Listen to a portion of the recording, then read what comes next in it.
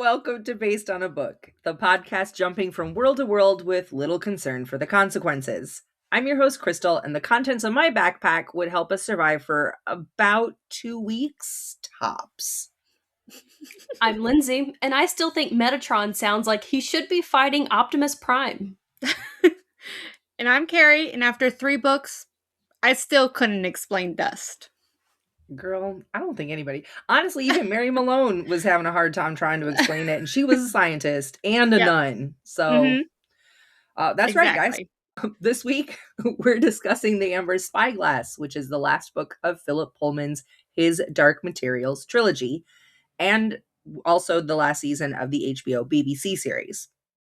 We covered the first 2 books in seasons previously, and we'll have those episodes linked in the show notes. This episode will contain spoilers for the entire series. So if you haven't read or watched this yet, this is your warning to go back and do so. His Dark Materials is a middle grade fantasy series centered around Lyra Belacqua and later Will Perry as they discover sinister plots, parallel worlds, other sentient beings, and the truths of the universe. I want to jump right into ratings, and I want to start with Lindsey this time. Lindsey, you rated The Golden Compass, the first book in the series, a 3.5, but The Subtle Knife a 2. With your new rating system, where did you land on the Amber Spyglass? So I actually rated this one and then went back and looked at my previous ratings to see how they compare. And this one I gave 3.5 Temptations. Ooh. Yep, I definitely liked this one a lot more than The Subtle Knife. This story was epic, and it had so many gut-wrenching moments. And I'll say I was hooked immediately from the beginning of this book. So I really liked this one. That's so great to hear. Keri, you rated The Golden Compass a 3 and also went lower on The Subtle Knife, giving it a 2.5. How did you feel about this one? So with this one, I rated it 3 sacrifices. So even with the wrap up of the last book, my feelings on the book series as a whole kind of stayed the same. I listened to the audiobook, which is incredible. Mm-hmm. Still the same, really like it from beginning to end. But because I know how good the show is so far, and I've experienced the show already, and we all know I am a very character-driven reader, I think that this series lacks character depth that I think that the show brings so much, and I always hope for it in every book that I read in the series. Like, I'm just looking for it for specific characters, and I just don't get it. Also, I feel like there is a lot of extra world building that doesn't feel necessary sometimes. But there were definitely, like what Lindsey said, a lot of epic moments in this one that got me pretty emotional. Yeah, I can agree with that. In fact, that brings me to my rating. The first book I rated a 3.5, the second a 4. This one I give 4 dramatic partings because there were so many goodbyes in this book that just tore at my heart. I felt that each of the characters and the storylines that played a role in the first book circled back to this one, and I liked that. The only thing that holds me back from giving this a higher rating is some of the religious aspects of the story that felt unfinished or distracting, or I feel like they kind of muddied the plot of other parts. But we can get more into that later. Right now, let's recap where we left off. The last we saw Lyra and Will had just met his father and then watched him be killed right in front of him. Lyra was kidnapped by her mother, and a post-credit scene showed her dreaming of her dead friend Roger, who was calling out to her. And who can forget Lord Asriel giving that speech to the sky and the angels appearing? These were some serious cliffhangers for sure. So I was super excited to get back into the story. This is the big red flag, listeners. If you haven't watched season 3 yet or read The Amber Spyglass, you may want to stop here. We're about to cut through to all the spoilers. They're big spoilers. Big spoilers. Big spoilers. After the cliffhanger of season 2, what were you guys hoping to see this season, Lindsey? What were you kind of hoping would pop up? More Azriel, but also I was so conflicted on whether or not I liked him. Mm-hmm. He was definitely all for the greater good, no matter what. And then I got more Azriel, and yeah, it was. Are you happy about that? It was a lot. I wasn't, and then I was, and then I was sad. That's fair. It was a roller coaster ride. Mm-hmm. Keri, what about you? What were you hoping for? I wanted some really good emotional payoff. Like when it comes to some type of finale, whether it's the show or the book, I wanted something gut-wrenching. Mm-hmm. And like when it's coming to like this crescendo in this series, I wanted something big. And I feel like, you know, the book, I'm not so emotionally attached to the book. Mm-hmm. In the show, I freaking got that in the show. Yeah. 100%. I 100% got you guys. Yeah. You guys. I cried every episode. Yeah. I cried at least once an episode. I'm not even joking. Like, that's just what I do now. Remember, I say this every single episode of this podcast. I notice that when I listen back to these, every single episode, I'm like, I cried. No joke, cried every single episode of this show. Specifically for this last season. It was a big one. Yeah. I think, you know, like Lindsey said, we wanted to see a little bit more of Azriel because he was basically absent for all of season 2. A lot of that had to do with COVID. However, when they were filming, remember, that was only a 7-episode season instead of 8 because COVID happened and they had to wrap filming quickly. So we didn't get what was supposed to be a standalone, like kind of an Azriel-centered episode. I was also very excited to see him more in this book, in this season, and then also maybe not so excited. And then he opened his mouth. Man. Yeah. Again, with the men this season. Season 4 of Based on a Book podcast is man bashing, but because all these men suck. They're so power hungry. Like, so power hungry. That's like the theme of this season.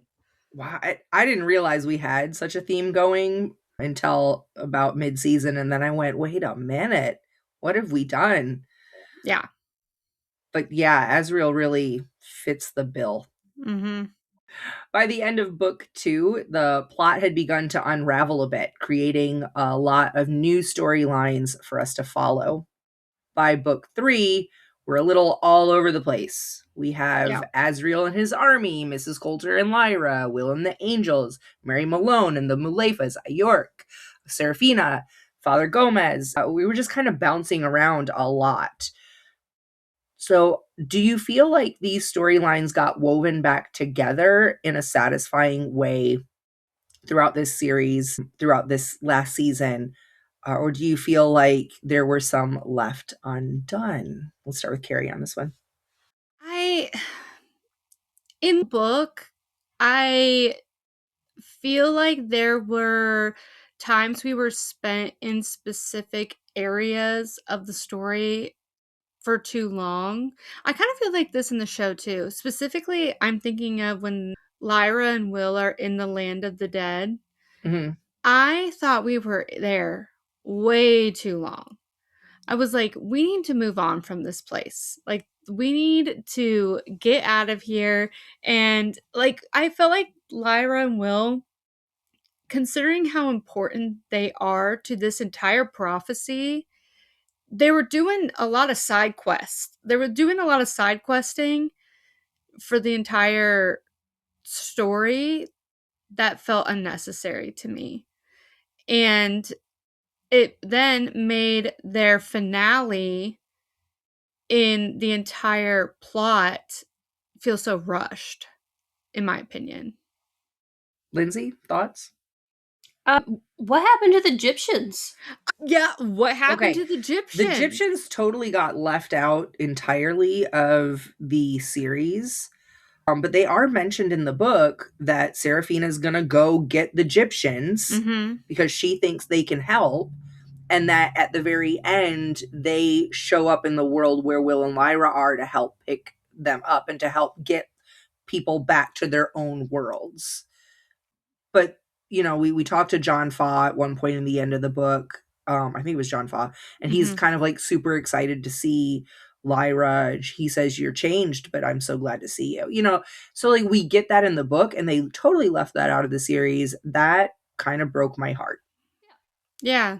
I was hoping that in the story we were going to be bringing these different groups that we have seen before to come together for this war, basically. Right. But we were then, I really don't like when fantasy series do this, when they bring in completely new groups and characters in the last book of the series.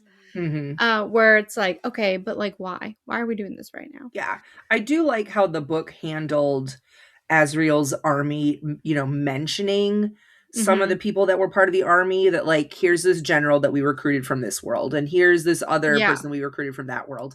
But they're just kind of there. We don't need to know a lot about them. I was a little confused that the series spent so much time going into some of the like the general story, or even Ruta Scotty, who didn't really have a major storyline in the third book, making her a major character in this third season. Yeah. When we didn't get like the bears. Why are the bears on the move? You know, the armored bears are on the move. We only really see Yorick. We don't get to understand, and we don't know why they're on the move. We don't know why he's, you know, leaving his kingdom. Yeah. We don't see Seraphina at all in the first few episodes. It's almost like she's just disappeared, but in the very beginning of the book, she's looking for Yorick to tell him about Lee Scoresby, and she meets up with him saying like, you know, so like, I feel like some parts of the story, the book, were left out of the series and other parts brought in that weren't in the book. And I'm not saying that it was a bad choice, but it was a weird choice, and I kind of missed the parts of the book that I loved. Yeah, I agree with that. But I will say, watching the show, there was not a single point of view that I wasn't enjoying when I was watching it. Yeah, I agree. There have been shows when they do the multiple storylines and point of views where you're like, I don't care about this. I can't wait to get back to like this character. Right. You know, like there have definitely been times whenever I've watched a show like that. But when I'm watching this, I don't care who I'm watching. Like I'm actually enjoying every single point of view that we're following. And I think that means that this is a really freaking good show. Even when we're watching the Magisterium, I really even like that point of view. Like these are the bad guys. And because I think it's because it doesn't feel corny. Right. And it actually feels like kind of scary and a little realistic. So I think that means it's, even when you're following the villain's point of view, it's still really good. Yeah. And I think that means it's a pretty freaking good show.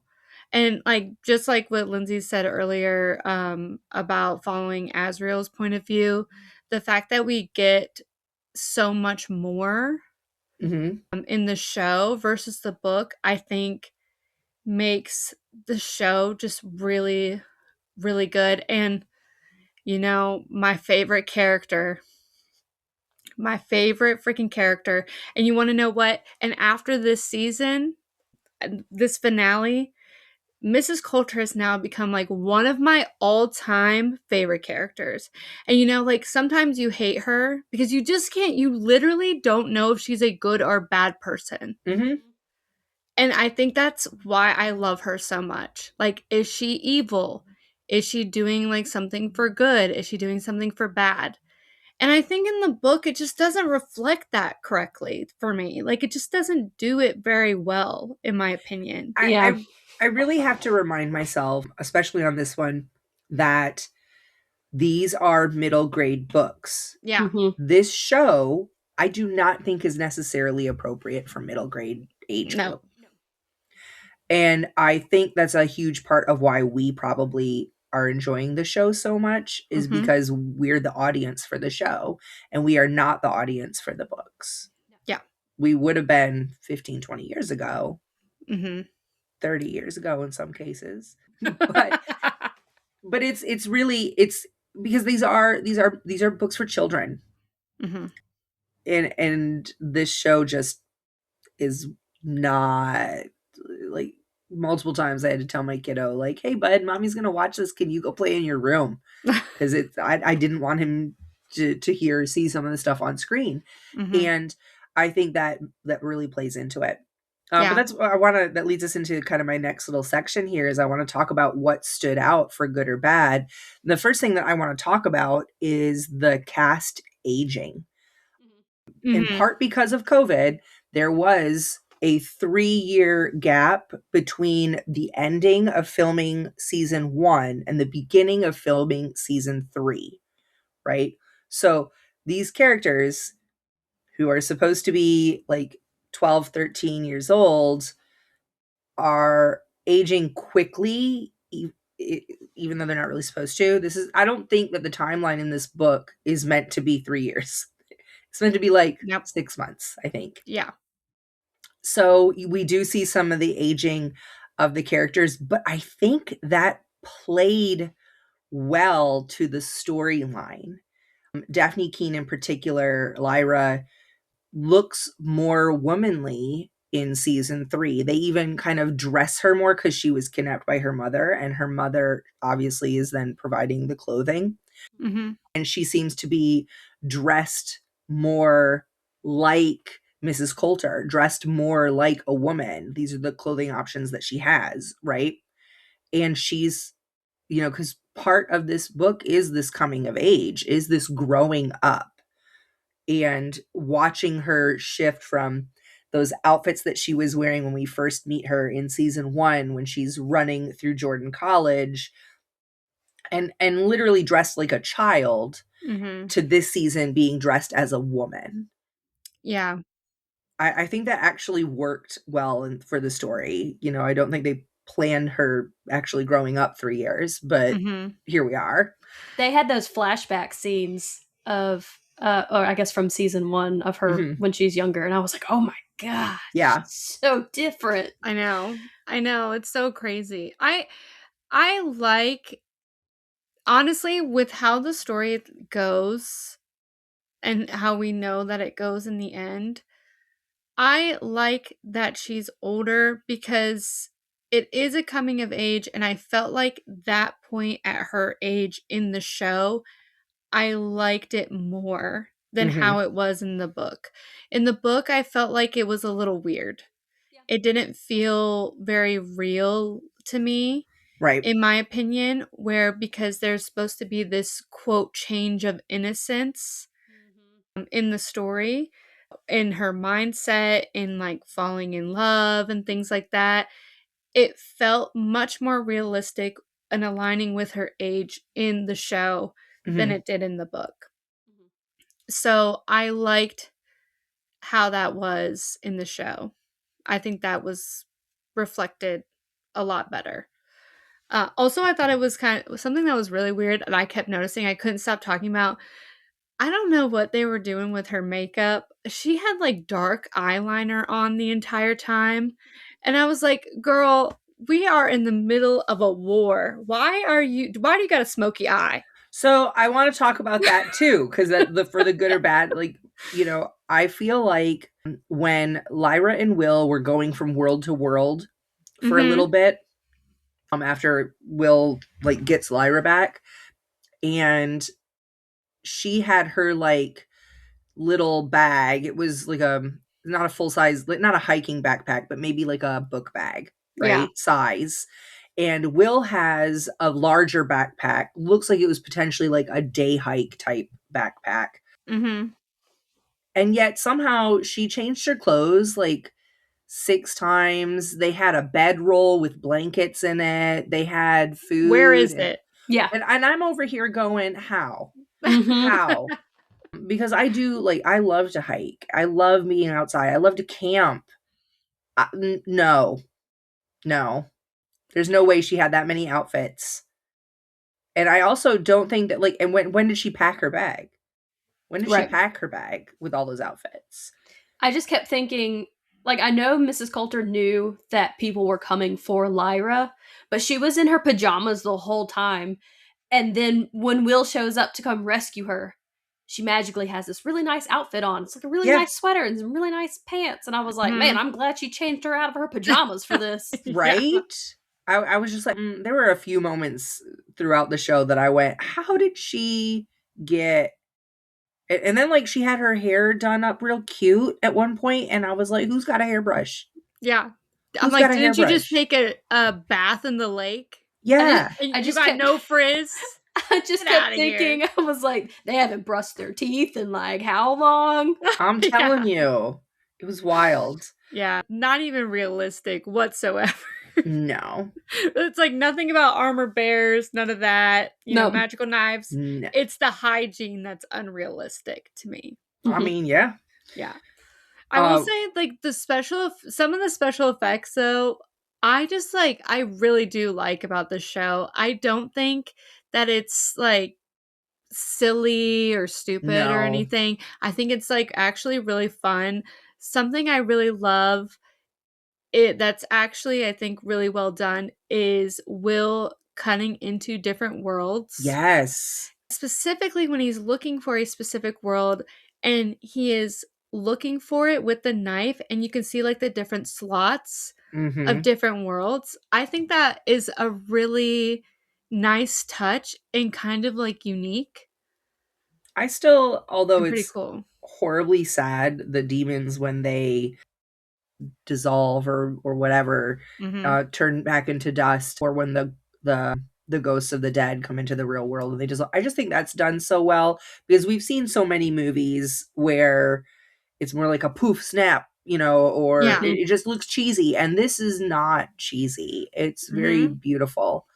And, you know, even like the angels and the angels' wings, how we don't see them, but we do see them, and then we don't see them. And it's just so, I think, well done. But I want to talk about the creatures, the Mulefas. Oh, yep. Way different in the show than they were in the book. And part of me wonders, is it because they just couldn't make them that way? Yeah, I actually read an article on this where they actually talked to the author, I believe, about it and got kind of like an approval, basically, Yeah. to not make them that way, because I don't think that they could, or they couldn't do it in a way that would look good. Yeah. They couldn't get it modeled right. Mm-hmm. You know, because there are so many different, like, modeling programs for the way our bodies move, the way four-legged creatures move, the way, you know, oceanic creatures move or whatever. It would have been a whole new model to build these diamond-shaped creatures from the book. And, you know, how do you, and then they have to roll because they're on a wheel. Like, how would you do that? I was so curious to see them rolling around on these seed pods. So was I. It was not what I pictured at all. It happened too quickly. I felt like I missed it when it happened. I was like, wait a minute. Go back.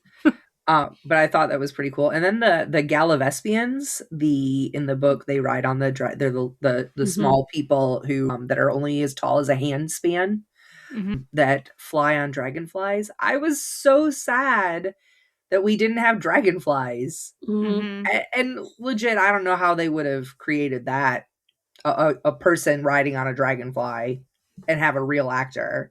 And we were missing a whole character. And we're missing a whole character. I can't think of his name. I have a list, actually. They look like little, like, large fairies.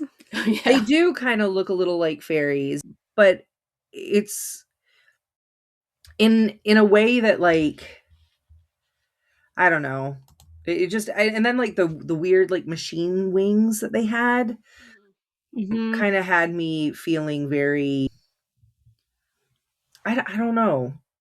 It just it I didn't hate it. I didn't hate it. It just Yeah. didn't I thought that they were gonna be less, like, and they have, like, the poison spurs or whatever, and so Mhm. I thought it would be more fairy looking, and instead we get, like, weird haircut and One of them had a bowl cut. yeah, like, weird they look like, honestly, they remind me of, like, the haircuts from Vulcans in Star Trek. That's exactly what I thought of, honestly. And they're, like, super techy looking, and Mhm. Yes, I thought there would yes. be more, like, fairy nature, like, blending into the scenery kind of, I don't know. Yeah. So that was, I don't know if it's Yeah. good or bad, it was just a change. Mhm. Can I talk about something I can't stand Yes, in this? please. I hated the separation between, like, Pan and Lyra. Like, the Mm, fact that they had to separate. I hated that in the story, and that I was hated gut-wrenching. how it felt like in the book, it was very much like it had to be done due to, like, a prophecy, basically, and in the show, it felt like it had to be done because Lyra felt bad about something and wanted to, you know, find Roger and get him out from where he was because she kept having dreams about it, right? I hated that scene so much because I felt like it made me personally really not like Lyra in that moment. I mean, I get it. I feel like I feel like in the show, it was like she had to go find Roger because she made a promise to Roger. Yeah, In the book, exactly. it was very much more of a, like, this is what the alethiometer is telling me what to do. Yeah, This Mhm. is, so, like, I feel like I can't go against this, and even, like, Pan kind of understood a little more why they were yeah, doing it, you yeah, know? I think in the show they really downplayed why they were doing it, and then later threw in that, like, "Oh, the prophecy of her conquering death," and it was like, "Wait, did you even mention that previously? Because I didn't remember that." yeah, exactly. Like it made you, as someone watching it made her Like, it was feel, Lyra's choice, it was just yeah, like Lyra it being almost made her Lyra. feel like selfish a little bit. Yeah. And even though we knew that's not exactly what it Well, was, but and it even kind of Pan says, "You love yeah, Roger more than me. You're yeah, choosing him."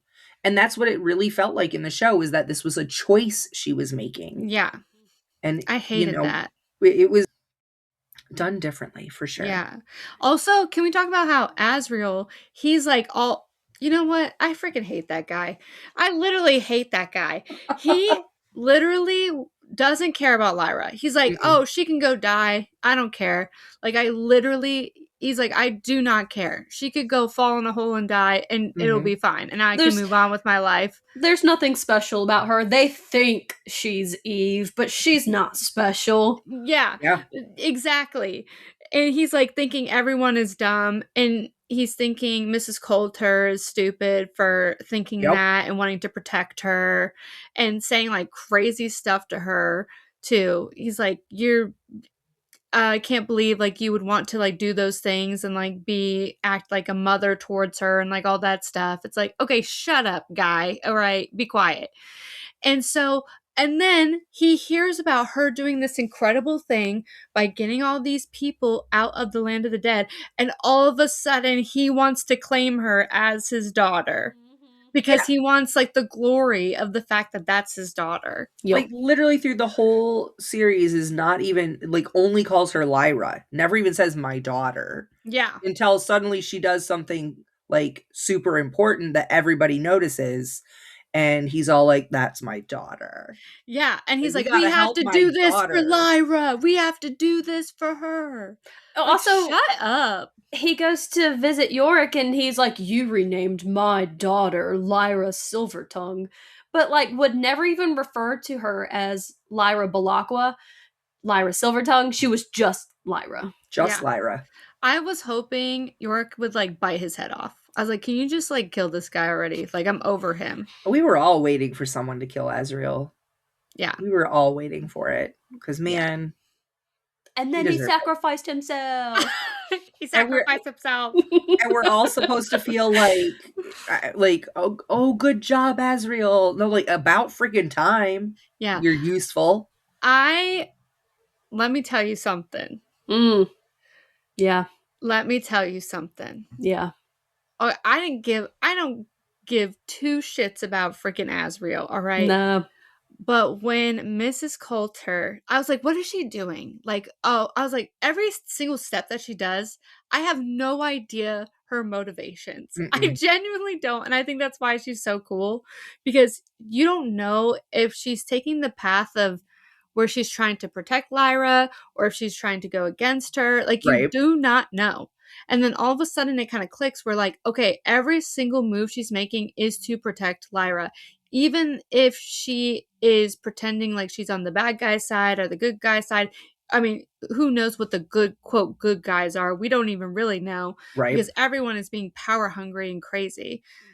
It's just one's really, really bad and one is not as really, really bad. You know what I mean? Yeah. And so whenever she goes in to sacrifice herself, and she leaves her demon behind. Mm-hmm. And Lyra sees her demon and reaches out to her in the show. Yep. And it like goes to dust. Let me tell you something. Oh, sobbing. Bawling. Sobbing. Yep. I got emotional heaving. For two scenes. I got emotional for two scenes. This one and another one a little later on. Yeah, like that one hurt the very me last bad. scene, wasn't it? It was the very last scene that got you. Will and Lyra on the bench. Yeah. No, it wasn't the bench. It was just them saying goodbye. Oh, them saying goodbye got me, but then the bench got me too. The bench didn't get me. It was no. I really. But one of the changes from the book is an added character. I don't know if she expanded character. Zephania, the angel that is like one of Azrael's generals, I guess. Mm-hmm. And her telling Mrs. Coulter that, you know, like, your strength is being able to block out the good parts of you. Like, I knew then, I was like, oh, this scene is going to be amazing. Because it was good in the book. Like, her, you know, deceiving the Metatron. But her deceiving the Metatron in the show is just so well done. You know, playing him. And then honestly, like, James McAvoy fighting himself. That was good. That was good. That was shockingly good. I was like, this is gonna be this is getting real good. You know, I was waiting for it to be stupid. Yeah. And then when his demon comes in to help. Man. Oh my god. Yeah. Let's talk about the demons for a minute though. There we get to see a lot more you know, through this series than we hear about in the book. Like, we know everyone has them in the book, but we actually get to see them in the series, and I think they work them in really well. But I want to talk about Father Gomez's spider demon. I gotta make fun of myself here. Every time I saw his spider on his shoulder, I would be like, oh my god, there's a spider on you, somebody smack it. Every time. It gave me the creepy crawlies. I was just like, ooh, can you imagine if my demon was a spider, I'd off myself. I couldn't stand it. Can you imagine that on you for like ever? Especially not knowing, and you'd be like, "Oh god!" and you flick it. I would accidentally. Flying away, you're like, "It's demon. just me." Oh god! I would somebody else's bird demon just randomly swoops in and eats it. Like, yeah, like how does it know? How does a bird know that that's a demon? Like a regular bird know that that's a demon? I don't understand this, but I think it's really interesting that a lot of the Magisterium demons are like They're like sneaky, gross little, creepy, yeah, like little snakes and skinks and lizards and spiders and beetles and bugs. Like, ew, Yeah, they're ew, creepy crawly things. hate it. Did any of you guys catch a lot of the other literary references in this book? Because there are tons of inspiration and references to other works, other theories, just tons. The main ones was like they're the quotes at the beginning of some of like the chapters and things like that. I was listening to the audiobook. I kept hearing the quotes and I was like, "Oh man, there hasn't been a Byron quote so far." And then all of a sudden there was a Byron quote. I was like, "Well, same. I knew it was coming." We have obviously like the harpies, so we're getting into mythology on this one. They kill God at one point, which is other literary reference. There's just so many. One of my favorites though is the Mulefas. Were inspired by the Wheelies from the Oz books. There's so many little bits and pieces in names and in characters of a bajillion other literary works that were worked into the Amber Spyglass more so than any of the other books. So I think that's really interesting. That's one of the reasons this book in particular is like super highly rated compared to the first two.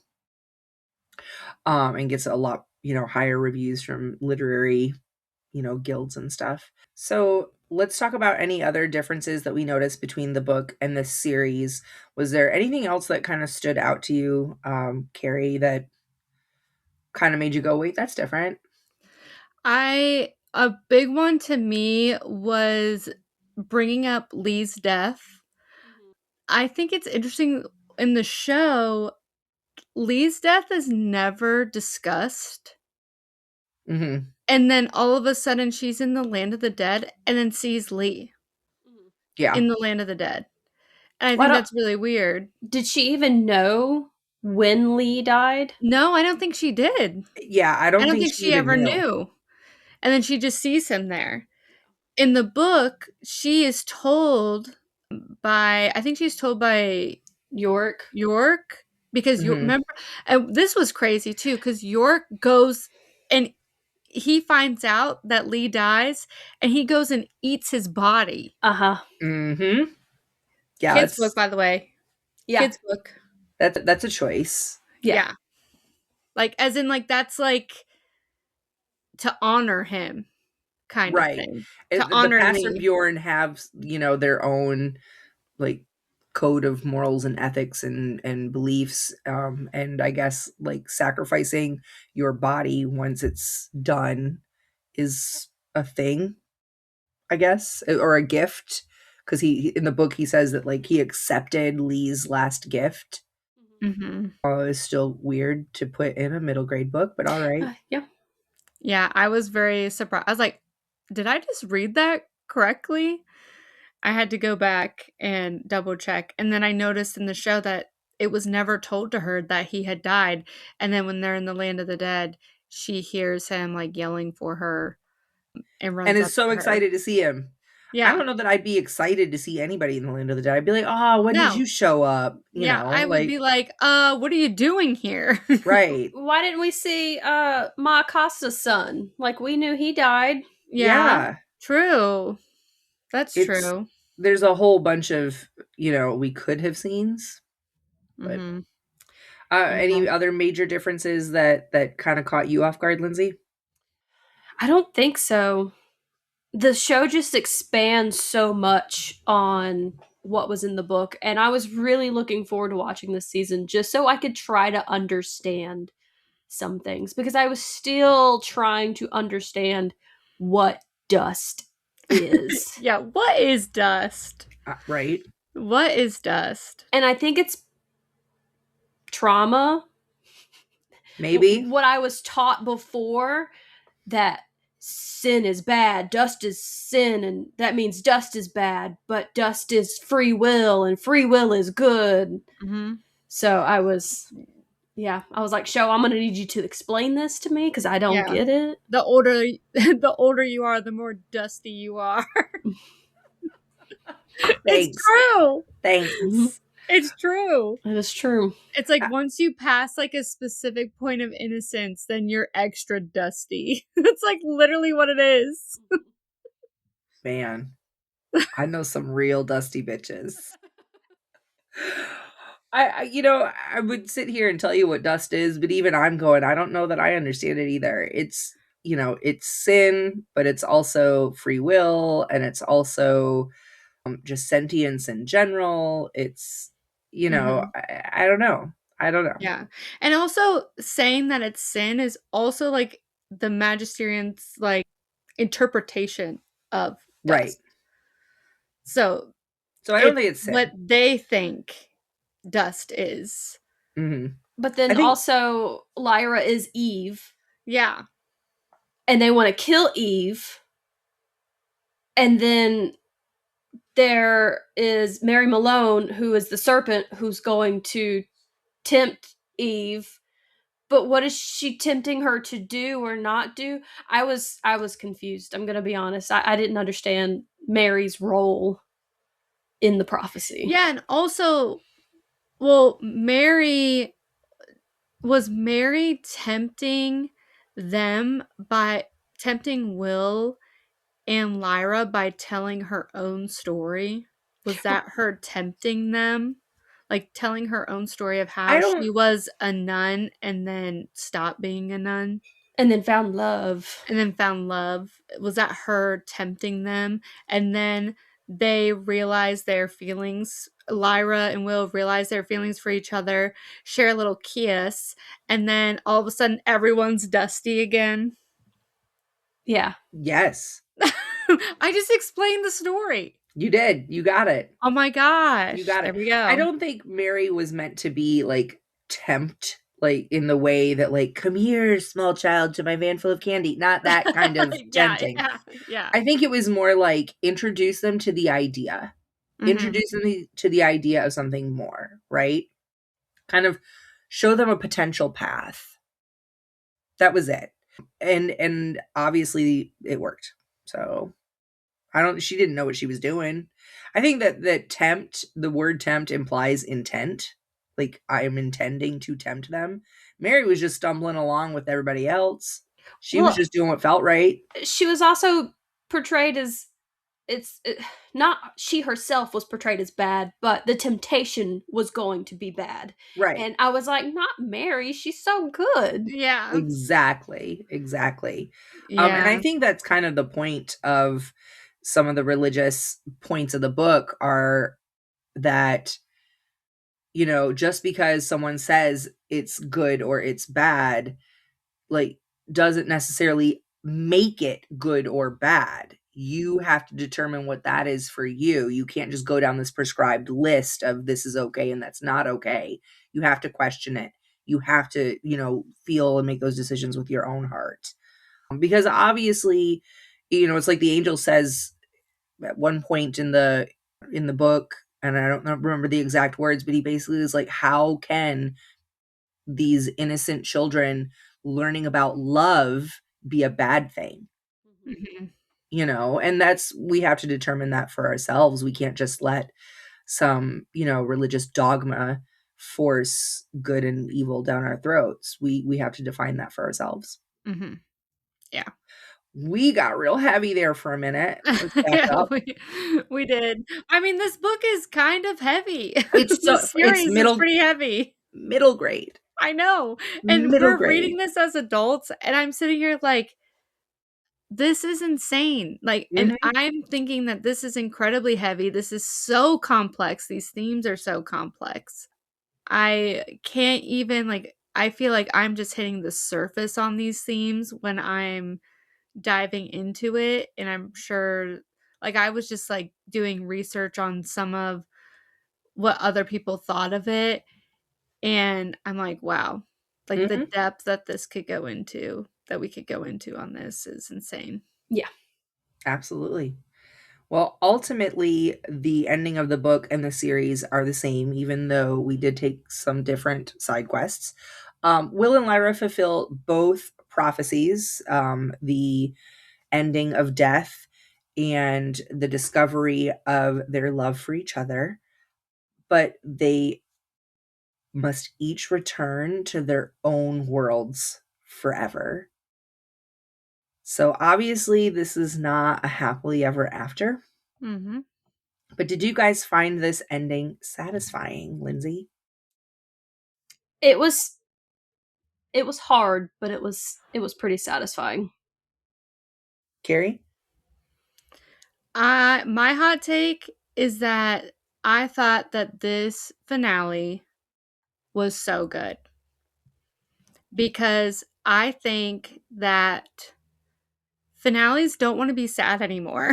Like, I really feel that way because I think that, like, the final book or the final, you know, show episode in a series gets a lot of crap when it has a bittersweet ending or a sad ending like this. Mm-hmm. And I give a lot of respect to books and shows that don't have this happily ever after, but has like a bittersweet type situation where they're not running off into the sunset together. Yeah. So I think that something like this was so completely unexpected. It made me so emotional. These two are so young. You know, I'm not expecting them to be living happily ever after. Like, of course I'd want to see them like going on all these adventures together, but this was such a different turn that I didn't see coming. And it was painful. Like, I was sobbing, Mm-hmm. but I was like kind of happy about it. I feel like it was such a good kind of reminder of the, again, like what we just discussed, the point of the story Mhm. is that there is good and bad and there is right and wrong, and we have to determine what those are for ourselves. And Will and Lyra could have stayed together. Yep. They could have stayed together, but it would have meant closing the door that they opened from the land of the dead. Or it would have meant one of them did not live a very long life. And they made the choice to like the, you know, in my mind, the right choice, the not selfish choice, to make sure that each one of them got to live long, fulfilling lives in Yeah. their own world, to make sure that the land of the dead still had an opening so that the dead didn't stay in purgatory forever. You know, they made the hard choice by, you know, to do the right thing because they knew in their own hearts what the right thing was. Nobody had to tell them. You know, they had those options. Nobody told them you can't do that, you know. And so that kind of was a really good reflection of the book. This is not a romance, right? This is a fantasy series. And Mhm. although there is a love story here, the happily ever after would not have fit. Mm-mm. Mm-mm. It really would have. And it's like you said, Keri, a lot of shows, you know, they feel like they have to have like this happily ever after finale. And I feel like they're doing a disservice to a lot of other genres by doing that. You know, Yep. yeah, we want to see that in romance. We don't have to see that in romance. I would stand firm on that hill.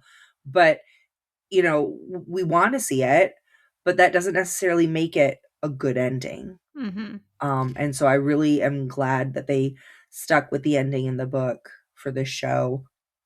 And then, of course, seeing them, you know, they agree to meet each other. Well, they can't meet, but every midsummer at midday, they'll each go sit on the bench that is in each one of their worlds, so that they can at least be together for an hour.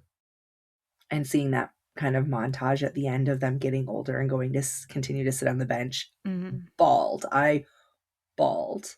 I I knew it was like coming too. When I read it in the book, I I went, "Oh, I know. bet this is what they're gonna do," and I'm so glad they did.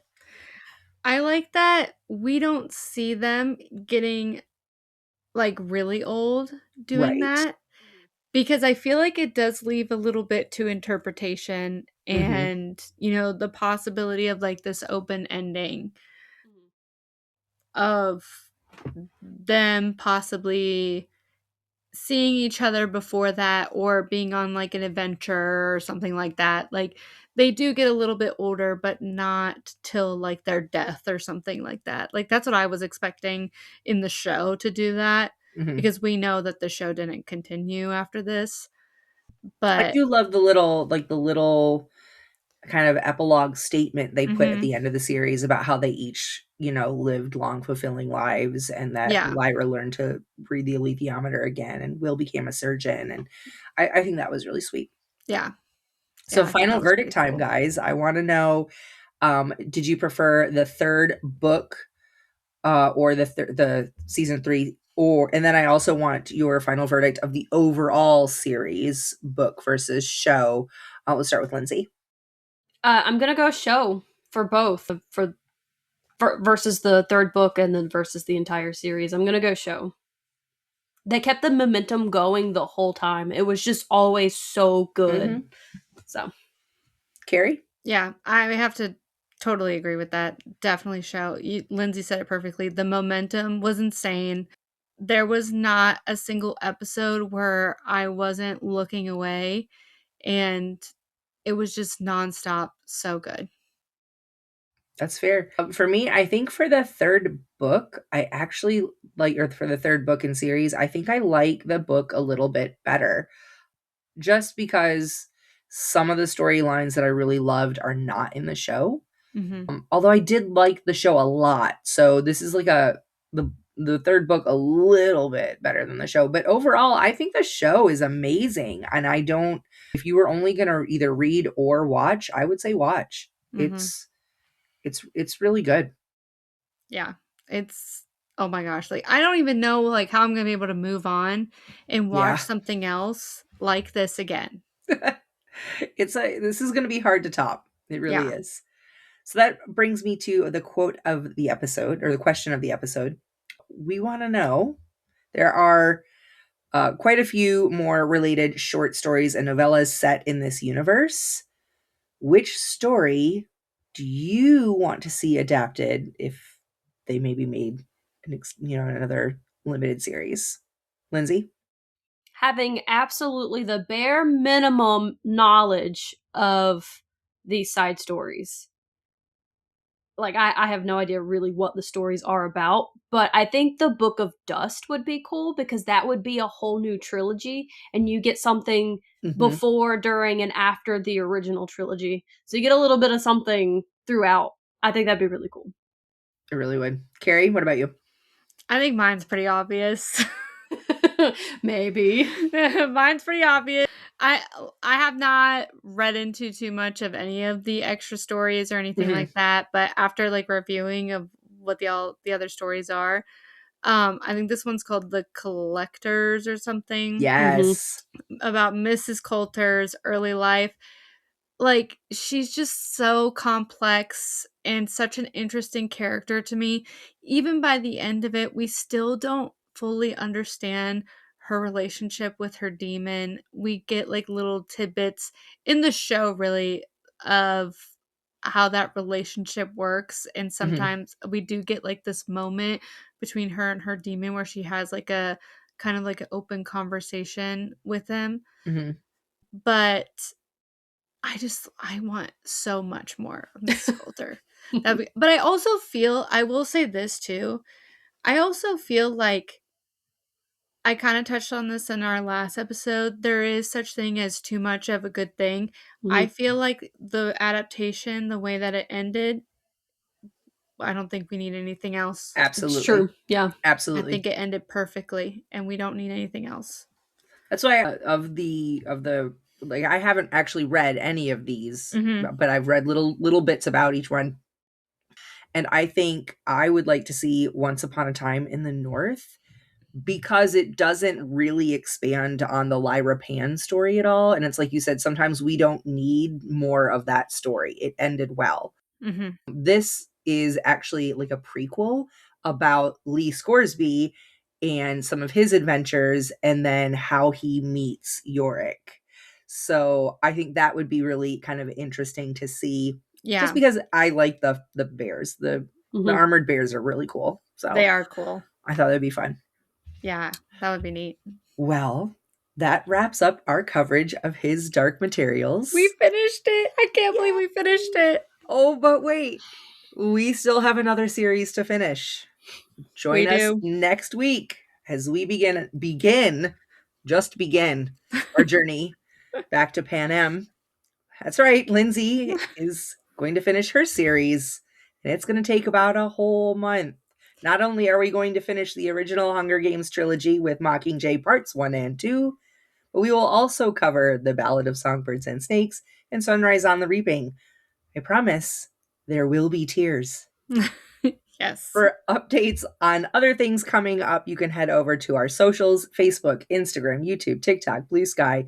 We post a lot of extra content as well as our schedules, so you'll definitely want to check that out. But until then, remember the words of Serafina Pekkala. We are all subject to the fates, but we must all act as if we are not, or die of despair. We'll see you on the next chapter of Based on a Book. Bye! Bye!